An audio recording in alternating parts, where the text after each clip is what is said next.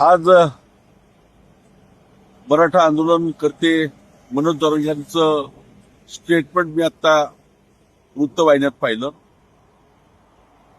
माहित नाही, पण आज अचानक त्यांनी वंजारी समाजाचं 2% आरक्षण काढावं अशी मागणी केली. मला मोठी कमाल वाटते की ओबीसीच्या आंदोलन, मराठा आंदोलन हा विषय नाहीये मुळात. आणि मुळात वंजारी समाज महाराष्ट्रामध्ये NT-ड मध्ये आहे.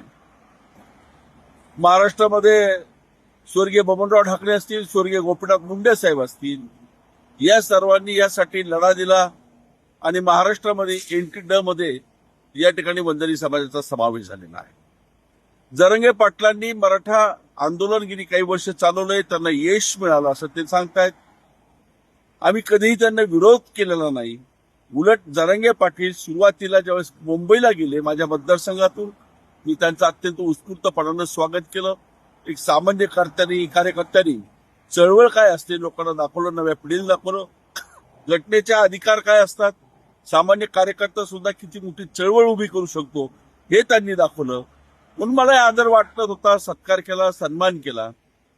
आज आमचा कुठंच या आरक्षणाला विरोध नाही असण्याचं कारण नाही.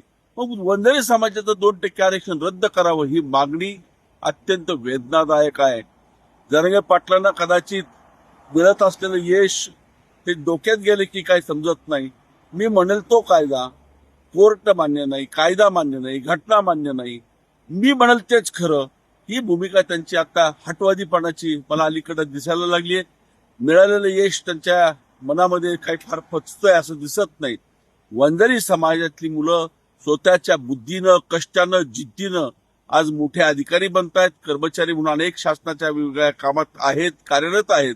परंतु कोणाच्या आरक्षणामुळेच आमची मुलं नाहीयेत, अगदी ओपन कॅटेगरीतनं दरवर्षी अधिकारी बनतायत. आणि पण फक्त जेमतेम 2% आरक्षण आमच्या वाट्याला आलंय त्याचाही दुःख त्यांना वाटत असेल, हे निषेध आहे. मी त्यांच्या व्यक्तित्वाचा निषेध करतो. महाराष्ट्रामध्ये कारण नसताना नवीन वाद निर्माण करण्याचं त्यांचं मानस काही असेल तो चुकीचा आहे, धोका आहे. मी त्यांचा निषेध करतो.